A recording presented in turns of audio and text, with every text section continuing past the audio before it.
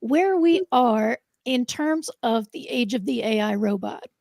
It seems like we're on the threshold, but we don't know how long the threshold is, right? And we've seen humanoid machines in sci fi for decades. Asimov's robots to the replicants in Blade Runner, and now Tesla Optimus and real world advances really sort of skate the line between fiction and reality. And what we're doing today with us are sorry, I had AI write the intro and it says our expert guest and co-host, and I see no better way to say to talk about Junmi. Junmi really is the subject matter expert and sort of the secret sauce behind the sci-fi AI show. And so we're gonna popcorn Junmi with all kinds of questions. Andy and I bring our own in certain flavors. So it is me, Beth Lyons, Andy Halliday, and Junmi Hatcher. We are your hosts for the Sci-Fi AI show. And yeah, so Andy, do you want to give us a little bit of a foundation? Then we're just going to popcorn it over to Junmi to like take us in the whatever direction we go. Sure. I'm going to stick with science fiction, film, and video, as opposed to trying to go all the way back to iRobot. Okay. So what I wanted to comment about generally is that there seems to be a very important and philosophical treatment of the question of consciousness in advanced embodied AI. And if you think about Westworld and then the themes that come about in that series, if you think about Blade Runner specifically, and you know the uh, the attention that has to be paid by the live humans who get involved with the renegade and other android kind of beings out there. The question is, are they as unique and conscious and sentient as humans are, and do they therefore deserve our empathy and respect? Or, as in the case of Westworld, are they really there just for humans' benefit and pleasure? And if a human derives pleasure from destroying robots or destroying the simile of humans that the robots represent, they're permitted to go about inflicting grievous sort of existential pain on the robotic consciousness. So we're not even close to approximating that, as you say, Beth, skating the line between what is represented fictionally in science fiction as to robotic consciousness and what we can see with the current state of AI. But we're starting to get, glimmers of the personality, if you will, that's possible and expressible in advanced voice-capable AI. We talked about that on the show this morning with the emergence of a really compelling tool in AI called Sesame AI, which has been trained to be much more human-like in its interactions with humans in voice conversations, but it doesn't have a body yet. But it's not a big stretch for us to imagine that kind of intelligence, advanced intelligence, being placed inside a robot that has the appearance and some of the physical capabilities of a human.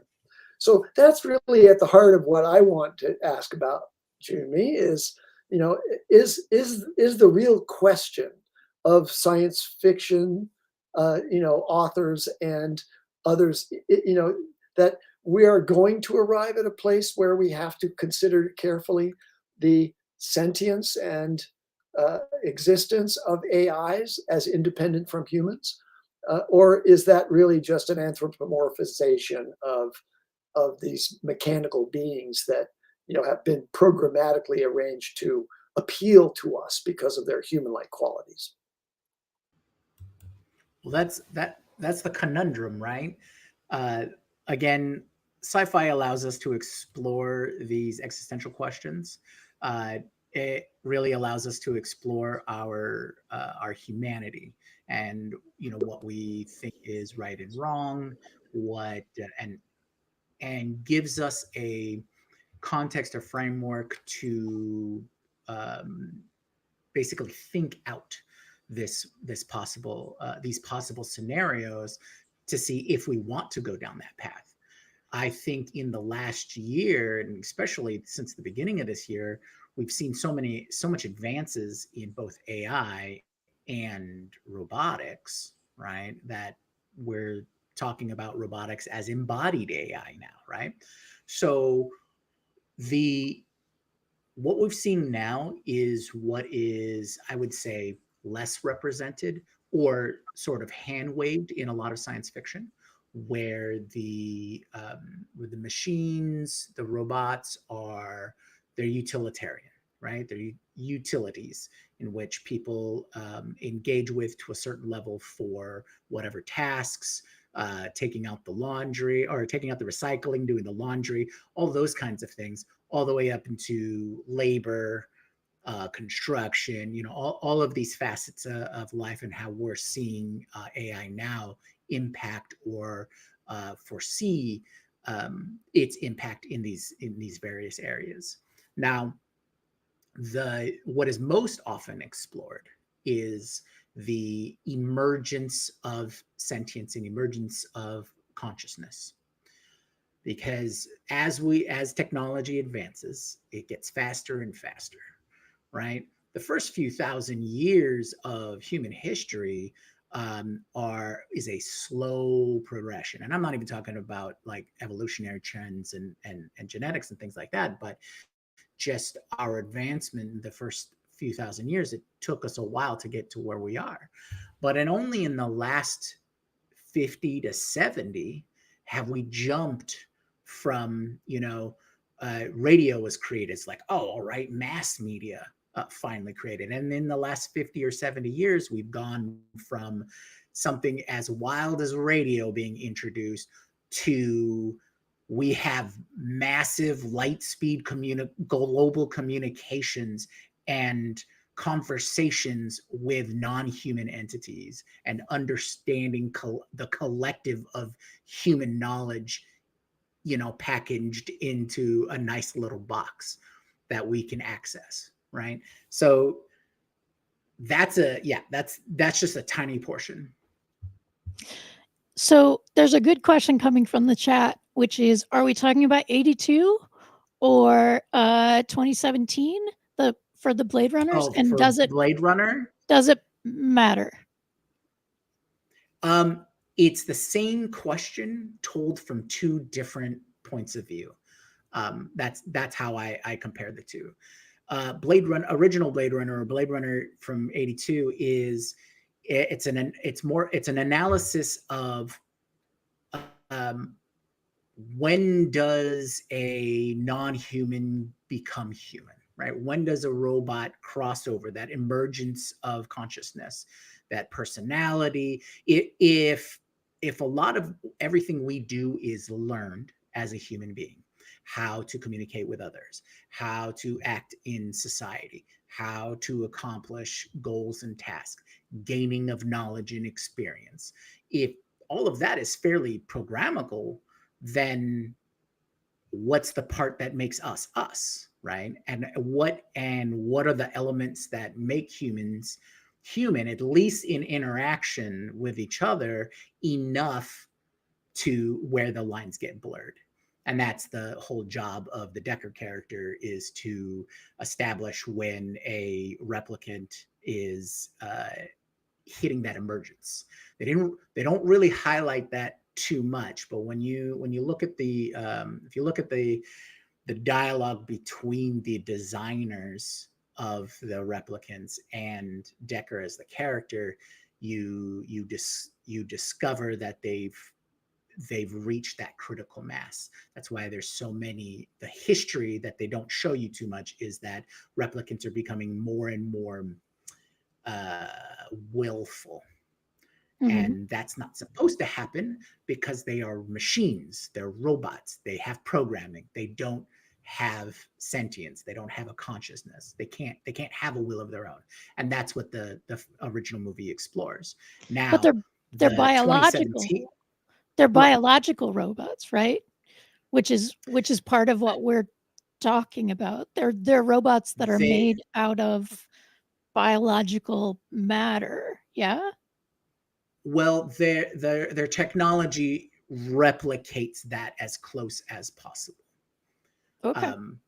Yeah. So let In me the jump in to say 2017, that there are arguments that are made around the question of what constitutes consciousness that assert that consciousness is an emergent property of intelligence that is substrate independent, meaning whether it works on wetware via biological neurons or it works on silicon or others, it's an emergent property, but it requires definitely some things beyond just processing intelligence. We have intelligence that does processing.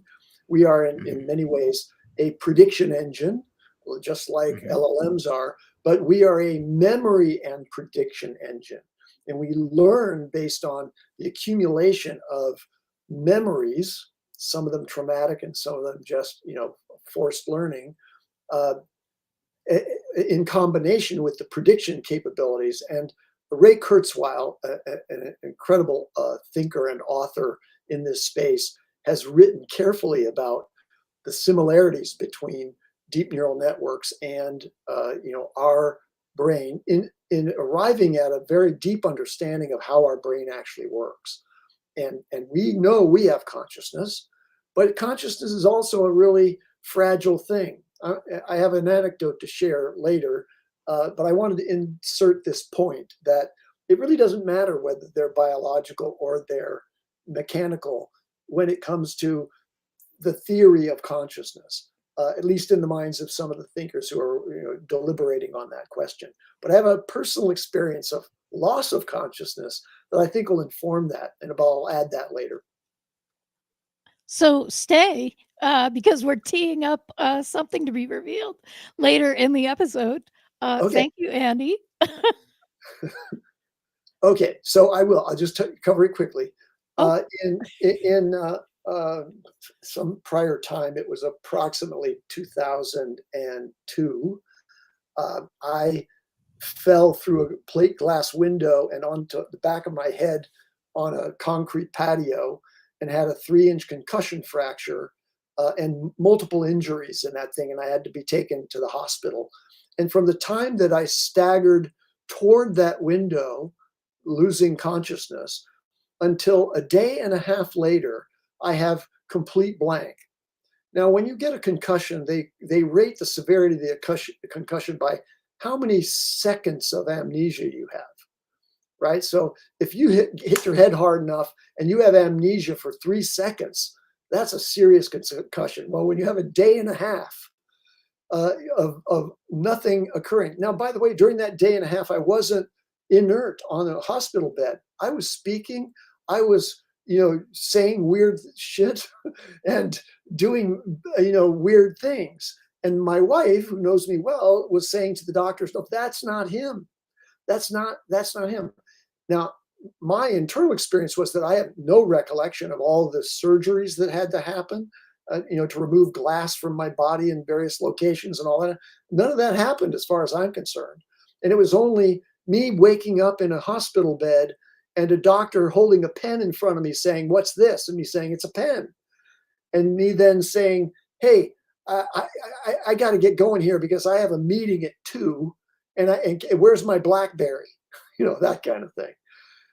Well, I was speaking, I was responsive, I was saying weird stuff, but I was putting forward this appearance of being awake and responsive, but that was not conscious to me.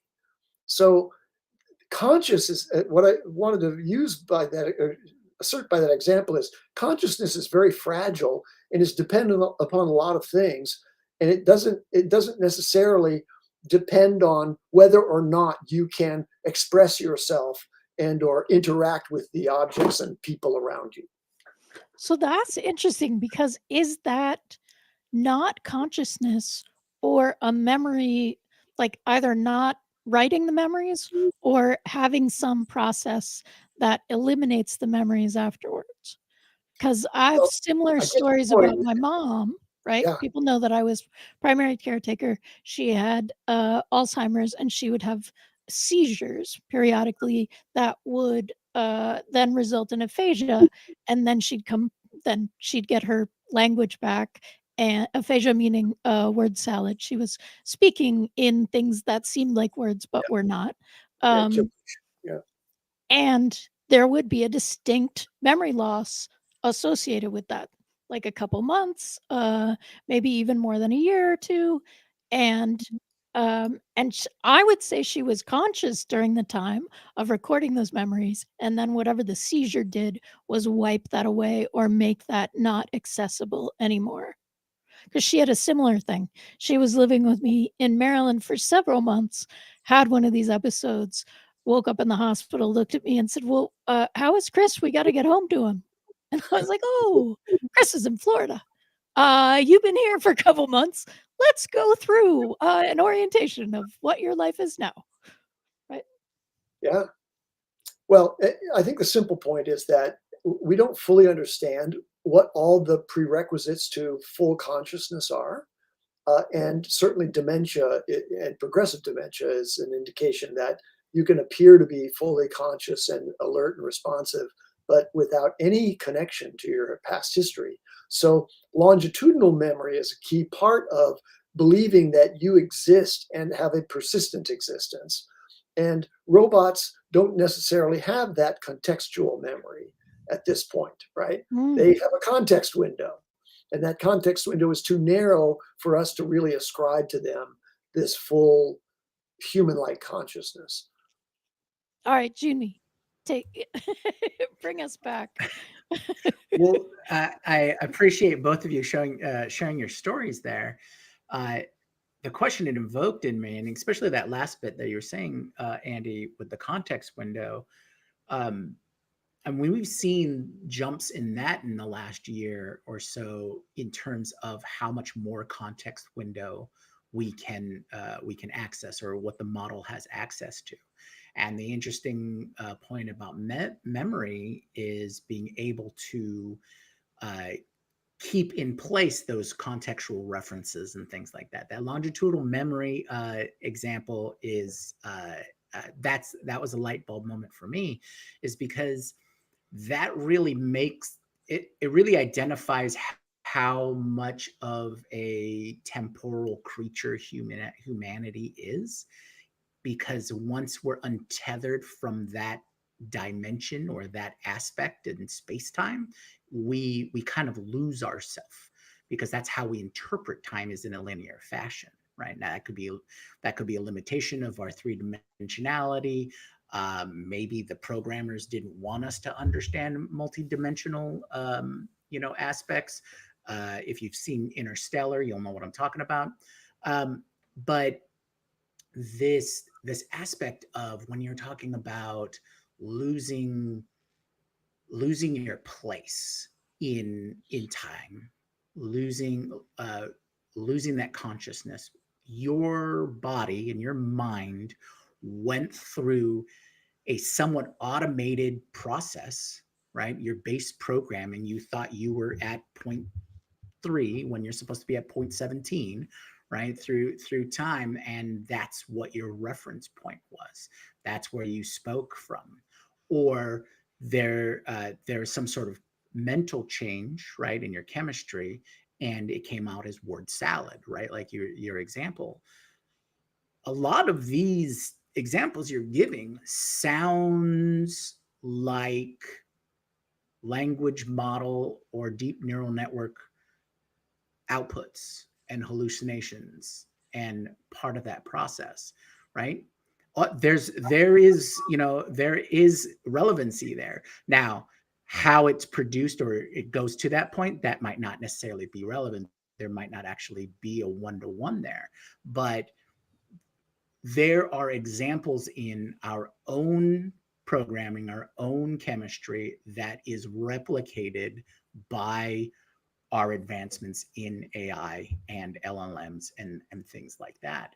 And our approach to some of the stories that I always love to talk about in our Wednesday news show on DAS is is the AI in science, and how all of these research studies that are coming out, where when they take a look at animals or human brain structures, they're able to get further and further insights in what they've already built on in their AI development, in Mhm. their neural network development, and all of these different aspects. And not just the mind, the sensors, in how to interact with the world, the concept of having a world, right, to reference a world reference for programming and development and things like that.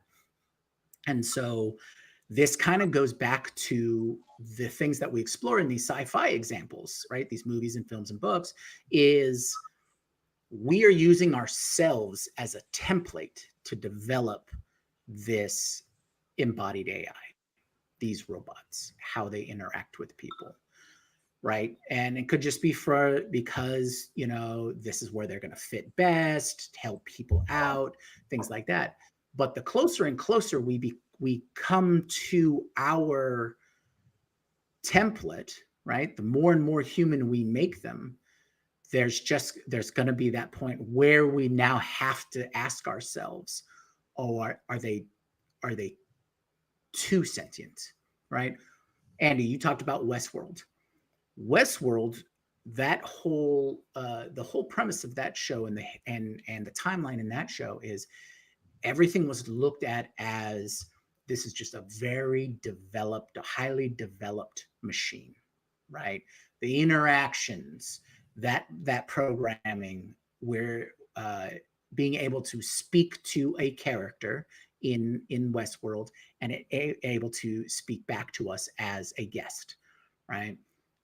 And those interactions and what kind of behaviors we expect to see. And it's just a very involved process. And we can kind of see the little bits of it from things like Humai or Sesame, where they're designing things to make us feel more, us as humans, more comfortable with interacting with uh, with these other devices, right? With these robots, right? If you take a look at it, you've got Hume, you've got Sesame, you've got character AI, you know, you've got on the embodied side, we've talked about there's clone, and the other robotics, and these are all elements that are all going to be puzzle pieces, Legos, to build a personable persona embodied in some sort of humanoid robot that can experience the world like we do so that it can interact with us, right? And the closer and closer that becomes more us, we have to pause. Now, there's going to be those out there that are strict adherents because for their own morality and their own philosophies, this is always a robot. It'll never be not a robot. We can't anthropomorphize it. We can't recognize the sentience in it, because if we do, then did we do something bad? Did we question Right. our own morality? Right?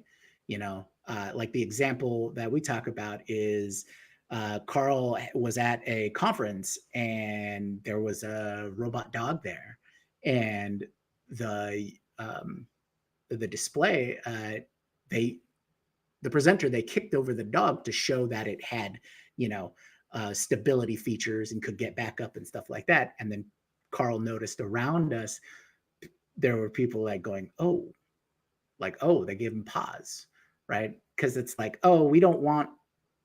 What is our initial reaction to that? Don't go kick a dog because that's terrible, right? And so we project that onto the robot, but it clearly doesn't have sentience. But we know that kicking a dog is wrong, so it's how we react to it, right? Ask yourselves, why would you kick that dog in the first place? And I think that's just a very simple example that's just going to get more and more complex as these robots develop to be more and more human-like, or at least fulfill certain roles or tasks or needs for us. Right. Right. So there's some comments in the chat about Elon's recent statement that he considers empathy as one of our biggest weaknesses, and our in this context is referring to humans. That empathy, he considers empathy to be one of the biggest weaknesses of humans, maybe Americans, but not other species. And like, is that where that's coming from? Are we empathizing? Do we have empathy for the state of the dog?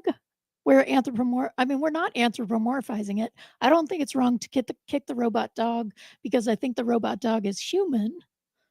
I can come up with lots of reasons why I think it's wrong to kick the robot dog, but the first one for me is are you doing that because you wish you could kick the actual dog, but you think you can get away with it with a robot dog? Because that's not a plus for me, right? Like that's still a that's still a ooh, what's happening? Why? And I think actually that it isn't that the presenter reached out and turned the dog over with its foot, right? Like, I mean, you could use your foot to like show that it has the ability to get up from the turtle legs up position. Like that's something that you could do in that. The actual kick seemed like, wow, that's a little provocative, but also dog and pony show, right? Like, sure, got a lot of conversation going, maybe intentional on that circumstance. But I'm less worried about robots being human and more a little concerned about what robots reveal in humans based on how humans respond to them at times. Jude was also asking, is it wrong to build a robot to engage in pleasure? And my thought to that is, I don't really want to have that conversation live like this, but my question is, so what is pleasure? What is that? Do you derive pleasure from torturing a robot? Well, I'm kind of thinking that's wrong, right? Like, just in general, I think let's not practice that behavior. That seems like not a great idea to me. But is it wrong to right, like to do the sex bots or whatever that is? Please don't demonetize the channel. We're actually talking about robotic things here, but that kind of thing. Like, do you have thoughts about that? Either one of you, actually. Chumi? I think it will be an inevitability that that part of the spectrum is developed. And funny enough, the that market, right? If we're talking specifically about the adult illicit adult market for sex and sex work and those kinds of things in this context of robotics and AI, that field or that industry has always been an early adopter Right, of any kind of technology, right? right. Even if it comes down to distribution formats, still always at the forefront of the new technology. And one of those things just could be indicative of how the industry works and those kinds of things where being first to use a technology and make it verifiable, like, oh, this tech really works for this kinds of things. It's a leader in that space. I think humans have there's a lot of gaps in the study of our own sexualities and our needs and things like that that would that may be helped or addressed through through that industry and things like that. Sure. I mean, I think that's an analysis of what psychiatrists and therapists go through to just analyze people. We a lot of the things that we do lately is come up with a technological solution for what we think the root of the problem is. And I think that's where a lot of the gap comes from is technology advances so fast that society as a whole is much slower to adapt to it or recognize its potential benefits. Again, that also means technology moves so quickly that sometimes we don't ask ourselves the question, should we do that? Is there that time for that analysis? And in the technological world, I know, like in Silicon Valley, it's always go fast, break it, and ask for forgiveness later. So that's a conflict in and of itself that we would collectively have to deal with. And I think it'll always be a pain point of trying to, to close that gap between society and technology. I want to back off from sexual pleasure down to just regular pleasure. But I have a comment about sexual pleasure as well, just from my perspective. But let's just take the example of a robotic massage chair, somehow moving forward to the point where you're laying on the massage table and it's a bipedal robot that's doing a regular, deep tissue massage on you. Well, that's very pleasurable. But it's not erotic, it's not pornographic, and it doesn't require that the robot have the appearance of being a sexually stimulating companion. So I think we will develop robots for pleasure, but now stepping back into the realm of sexual pleasure, my sort of late life stage understanding of my own reproductive drives and what it is that becomes erotic for me has largely to do with whether I'm perceived by the partner in that exercise as being arousing. Like if that is what is triggered in that other person, it's inherently arousing to me to be arousing to someone else, right?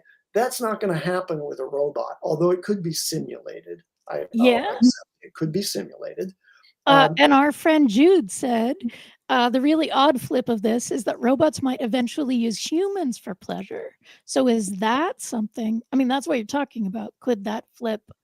Could that flip be something that happens or Yeah, not? the question is, can a robot ever really be possessed of the drives that are reproductive drives deep underneath in us? Like the psychology of erotic arousal or sexual arousal is deeply related to our reproduction system.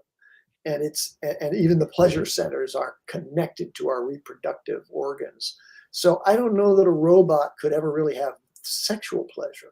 It could simulate it for the benefit of me as someone who's dependent on at least believing in the moment that this is a pornographic imitation of female sexual arousal, for example, in my case. But I don't think that robot is going to experience that as pleasure. So it's an interesting question. Go, Junmi. So that brings up two questions for me. Well, number one is there is reinforcement learning for AI, right? You are given they are able to reinforce what their learning is by providing score or points or giving a reward system, right? A reward system could be interpreted as a pleasure response. So there's that, and that might be a bigger question. But I think the big question comes here is once a robot can experience those human-like responses and it gives them a physiological change or shift or an actual effect in them, are they robots anymore? When do we not say they're robots, right? Because we have other terms for robots that are very human: replicants, synthetics, androids, all those kinds of things. And robots are clearly in the idea of here is a labor tool, right? And how well they interact with humanity. But where's the line? Do we have a line where we can easily identify that's too human? You know, they have crossed the uncanny valley. There's a visual recognition. Is there a persona or audio or communications uncanny valley? Is there a output or physical labor kind of uncanny valley as well? Is there a line, and have we identified what that line is, or is that going to become something that we have to develop more before or as closer we become? Or is Right. it like most of the time where we're reacting as opposed to being proactive? Right. And what I wonder in terms of that line, is there a line? Have we already crossed it? Because the organelles or the organoids that are the wetware computer basically power where we're people human people have created small organelles of human brain tissue that is able to then power the computer, right? So that is something that's already being used, and it's uh, it's reinforced with dopamine. So we've already kind of crossed that. Like if there was going to be a line, I would think the line would be using dopamine to train something, but we've already crossed the line because it's not something that looks human, right? It's tissue in a petri Right. dish, right? I mean, it's got some stuff in it that Right. shows like it's not just white tissue. There's some things of pink tissue as well. I don't know what the individual parts are, but we do know that that that dopamine is the easiest way to reinforce and train. So we've already Mhm. crossed it without it being a question in the face of something that looks human-ish. Well, that's a good point, because the approach to the organelles or any of that wetware or biotech or biology based technology is they're just using a chemical sequence as opposed to logic gates or a combination of electrical stimulus. What's so different, and I think Andy was mentioning this, is or both of you were mentioning this, is that we feel more removed from it when it is a bunch of silicon chips that Right. are doing the whole process, right? Whereas if we look at something that looks alive, right, and it is in a sense because it's not dead matter or inert matter, right? That's where we get closer uh, to where we have to realize this. And I think there's just going to be a lot of head in the sand um, kind of things, and I think talking about it now so that we're prepared when it finally comes. Now, imagine when they are able to build those organelles at scale, right? And then discovering, oh, well, the human brain is able to process so much more because there's more of it. How much more of these organelles are we going to put in? How many organelles are we going to put in a vat? And will that parallelism, and communication between all of uh, those collection of cells will benefit from more and more, adding more and more, Right. or just going along those development. And that's a there I guess that goes down to the thought of a biological robot, right? Right. And that's what really hit me about the clone is it's a simulation of our own structure, a human structure, just reproduced through robotic techniques. Right. So And is what that if you can? go. Sorry, finish your thought. What I was going to say is like, what if at where is the line when you find that your vat grown muscle strands, synthetic muscle strands, can replace wire or metal or cable or anything like that, right? What is the real difference between that? And kind of it, and the modern Westworld show kind of illustrates that as part of their intro sequence. Is they show the body of the robot being woven and grown essentially to form that.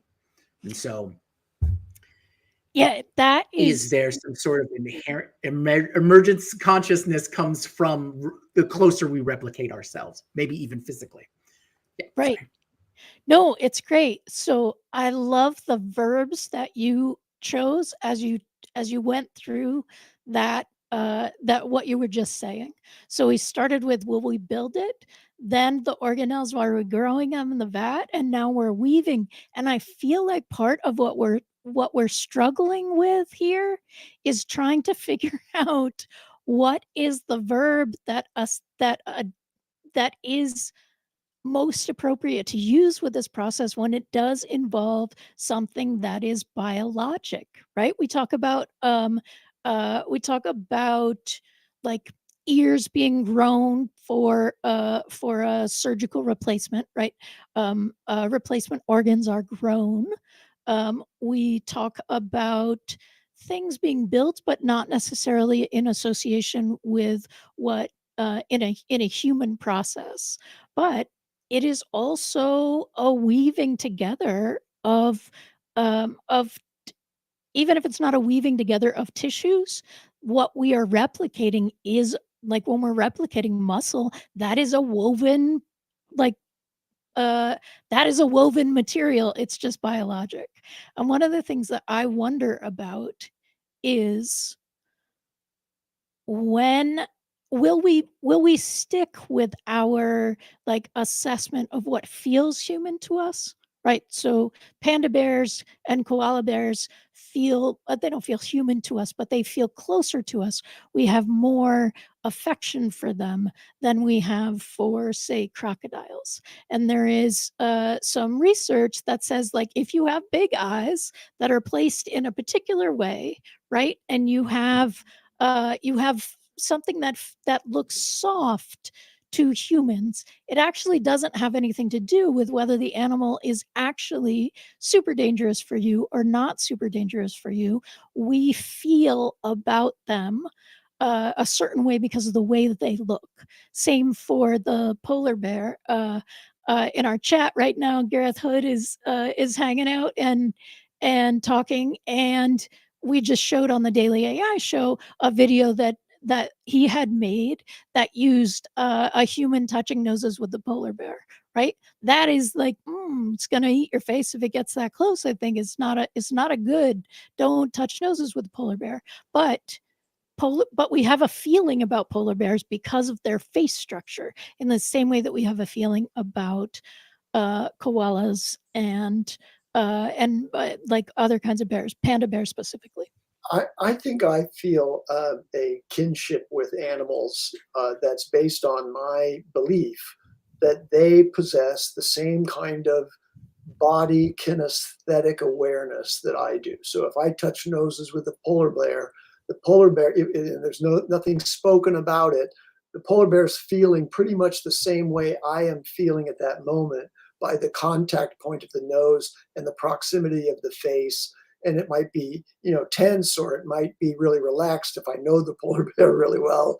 But it is true, I believe, that since we're all commonly derived from, the evolutionary tree, that most of the animals, no matter what level they are in terms of their intellectual capabilities, our neocortex is really distinctive, among all of them.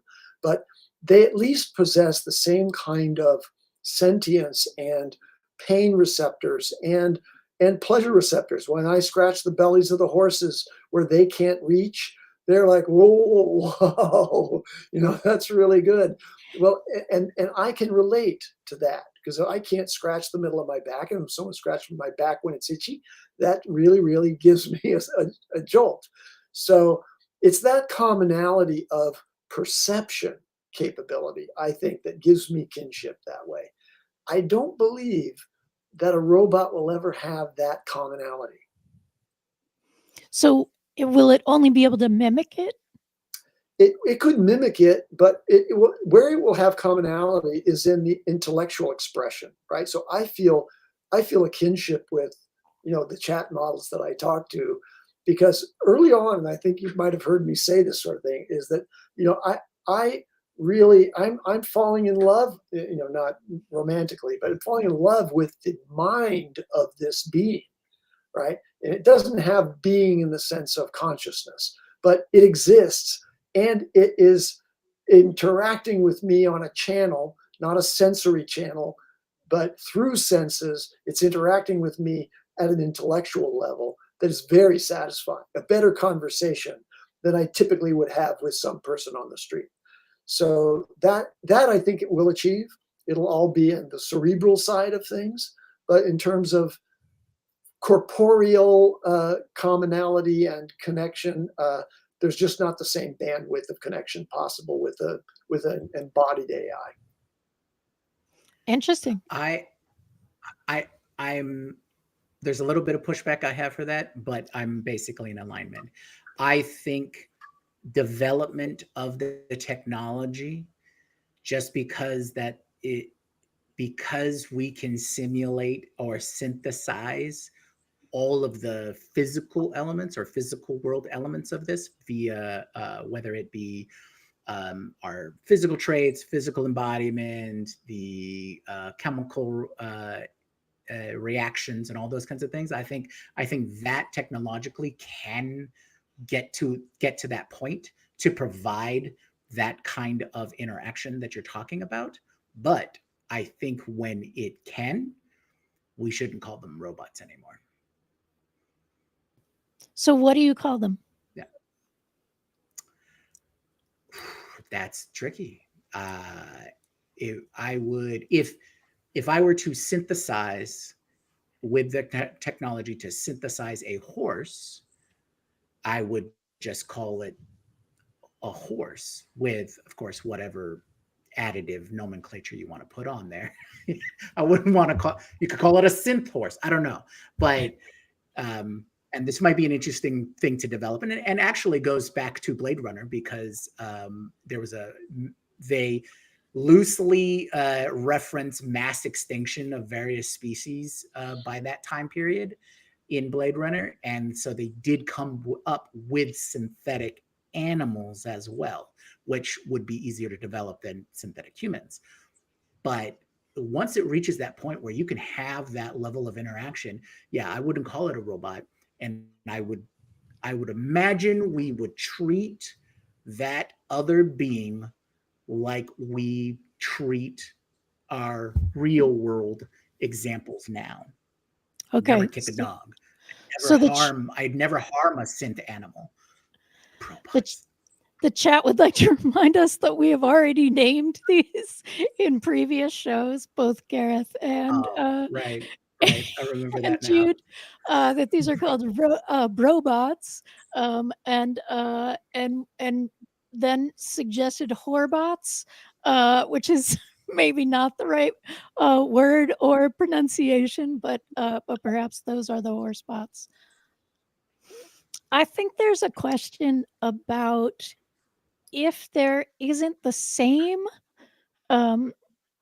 if the response or if the capability isn't exactly the same, they are parallel, right? So if what happens for me is I experience love or I experience a connection and it does some physical, biological things for me, whether that's regardless of like what kind of love I am experiencing, there is some kind of chemical thing that's happening. I believe there is some things that are being engaged in my brain, right? Those kinds of things. If there is a corresponding, like, if you can see a corresponding experience that's happening for the robot, right? I don't know what that would be, but is that does that get, let's just talk about large learning models, right? Like does that get, because of what's happening, assigned a closer position in the neural map Is that a corresponding? Is that enough that that we would want to prioritize whatever that experience is that just happened as more probable? Does that I don't even know if that really is what would happen, because that would seem like not a more probable thing, but I would really like it to be more probable. So I'm gonna stick it closer so that it happens more often. And is that something that happens? I don't know. But I'm wondering if it doesn't have to be the same, if it can be adjacent or a similar kind of response that happens in a particular scenario to both pieces, right? And we could go back to animals with this too, right? So as soon as I walk over and I touch the bowl, I love the dance that the dog does, and the dog loves that after they dance and I touch the bowl, there's a feeding that happens, right? So we're not experiencing the same pleasure, but we are both experiencing reinforcement from our own interactions with the activity that we're doing. I know we're running out of time, but I want to introduce another thought that I have about this, which is we think largely about an individual robot, and we know what it does and how well or ill it actually represents, something that approaches consciousness. Um, but the consciousness and the behaviors that humans and other animals exhibit in the social context is very important. And one of the distinctions that humans have compared to every other species on the planet is pedagogy. So humans are the only species that teach their own kind. Chimpanzees don't teach young chimpanzees. The young chimpanzees learn by mimicry. They can imitate the things that they observe around them, but there's no deliberate training. And yet, humans, again, through the advancement of the neocortex, have an appreciation for the importance of the learning of the offspring and actually take pains, not only at the individual parent to child relationship, but societally. They put in place systems to educate and train the next generations in order to advance the population as a whole.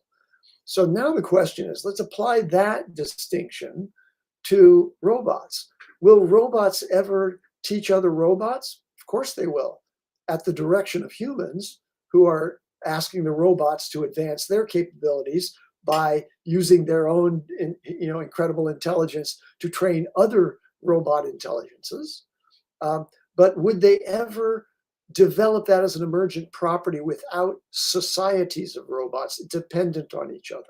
Because I think through natural selection and evolution, these societal capabilities or behaviors that we have as a collective, whether that's a tribe or a family or a larger nation, those drives emerged out of the need for collective survival and survival of that species or that union of individuals. And I'm not sure that robots have a natural, unprogrammed interest in unifying with or collaborating with other robots. So Yeah, and the an a inherent couple one, an things. inherent reason is that's a little outside. But wouldn't we, aren't we already building in those motivations? Like and that's essentially what the reinforcement learning process is, or one of those Yeah, processes. I think it's Uh, still done at the when individual. given a goal, well, when given a goal, the AI wants to achieve the goal. If the goal is as simple as be the best version of yourselves and communicate with all of your other AI instances in your mixture of experts, right? And this could be globally, they could all share an interconnection, right? But it's, it's factored to whatever degree of influence it needs to be. It's like, oh, Well, I know more of my other instances are is being more effective for their to reach their individual goals by implementing X, Y, and Z. So let me try and implement X, Y, and Z and see if that becomes that That's makes it better. I see your point, but I think that that's more akin to mimicry than it is to teaching. So the I'll change your example, Mm. which is okay. This robot sees that another robot is not performing as well as it ought to be, and without Mhm. having any inherent programming to assist that other robot, it's going to provide a framework for reinforcement learning to that other robot so it catches up to me. That would be more like what the human pedagogical instinct is. But how Mhm. much of our human pedagogical instinct is based on the fact that our skill transfer is sort of rudimentary and not particularly effective, right? So if I am a robot and I have the ability to like download a copy of all of my knowledge and learning to another, I may not need a pedagogy or something like that. And Andy, I think it's interesting because you're right that humans are the only ones who've developed that, but we're not the only species that has mirror neurons, right? So there is learning, which is mimicry in some ways, right? But it is a brain mimicry. Like when you're watching what's happening, your brain lights up in the same way as if you were actually doing it when you're watching it, which is one way that species transfer in species survival knowledge, right? Like that's an important transfer technique. And I'm not sure if humans are like, does that mean humans are better or that we just need a whole lot more remedial kind of support Yeah. because we're not particularly good, right? Like we're I keep hearing something like we're the as babies we're the only species that like could not find sustenance because we do not start moving in that direction on our own, maybe. I don't know. Yeah. um Interesting. Yeah, Well, well, the argument on that side is that the human's brain development, uh, it takes up all because of how we evolved for our brains. That's what's eating up all of the evolutionary time, where other animals just built it into their DNA. Like, Got it. oh, follow this string of programming. So 5 seconds after you've been born, you know how to run. You know Right. those kinds of things. So it's a we have the ability to conceive and think versus I come pre-built with the necessary skills. And so the argument right now is that that's a balance because the more you spend on one side, you get less of the other side. So I don't know, maybe robots will be better because like Andy said, all of this stuff comes out of a necessity, right? We are humans are great at evolving based on our necessities to overcome whatever issues or problems that we're trying to solve for.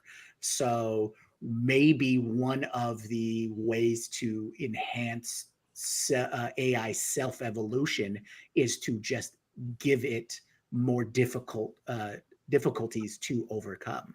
Just like how we learned how the best wine grapes grow with the barest amounts of water in the sandiest soil, those kinds of things. Interesting. And we have the day. So if you don't know, we are a part of the Daily AI Show. The Daily AI Show is obviously daily, and we have talked about a bunch of these concepts. We talked about robots earlier this week. So if you haven't seen that episode, we encourage you to go. But we've also talked about training uh training AI as being a sort of grow along a trellis. Right? We had a whole show about that being part of the idea that you can't really control exactly how it grows or how it develops or how it learns. But you can provide a kind of scaffolding and give it the tools that it needs. We likened it to sun, because I always remember the metaphor, even if I don't remember the actual terminology. And we likened it to giving it enough sunlight and then letting it grow in the direction that we were encouraging it to grow. And again, I have nothing to do about this except I'm talking about it. But I believe that was researchers and the real people at Anthropic that we were talking about at that time. So, final thoughts, comments? I really appreciate having this conversation with you guys. All right. Cool.